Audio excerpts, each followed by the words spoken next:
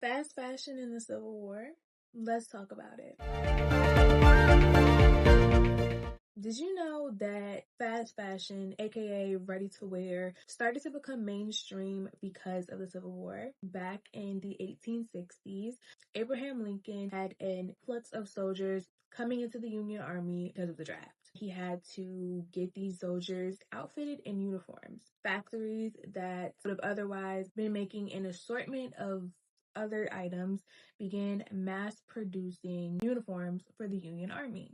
After the Civil War, this process went on to become more mainstream, especially as we go out in the West and we have the onset of the denim revolution from Levi Strauss. What's interesting is although men's fashion and a little later on children's fashion began to be mass produced, women's fashion still relied a lot on custom design and tailoring. So when we think about couture being this expensive luxury item, it is, but everything wasn't couture back in the day, but everything was definitely custom because that's really the only way women were getting clothing. Even if you bought a material in the 1900s that might have been somewhat mass produced, you still had it tailored to fit your body type, whether you did it yourself because those skills were passed down throughout your family, or you wouldn't have somebody do it for you. And this is where our story begins.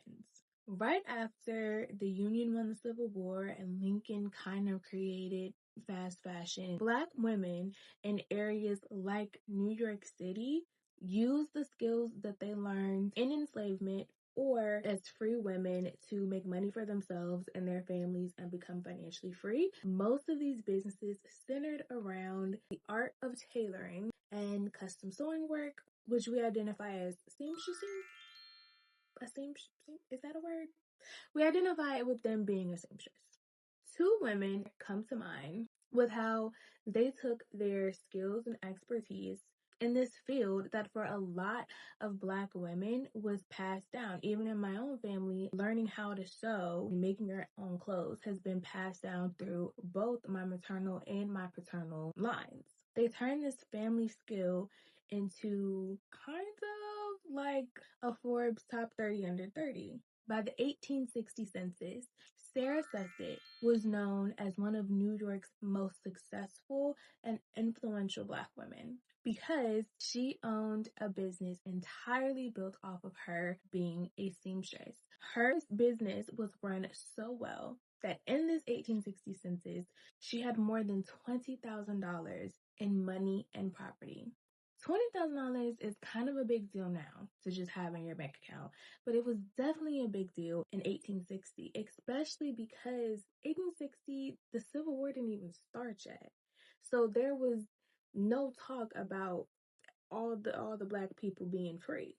Similarly, Sarah Johnson was making the same kinds of influential strides in New York. While she might not have been as monetarily successful as Sarah Susset, she definitely had a prosperous business.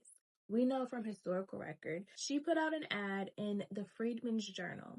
The ad read, Mrs. Sarah Johnson, number 551 Pearl Street, respectfully informs her friends and the public that she has commenced bleaching, pressing, and refitting leghorn and straw hats in the best manner. Ladies' dresses made and plain sewing done on the most reasonable terms. Her ad was relatively successful, and she repeated the placement of her ad every month for 11 months to grow her business until the newspaper's last issue in May of 1829.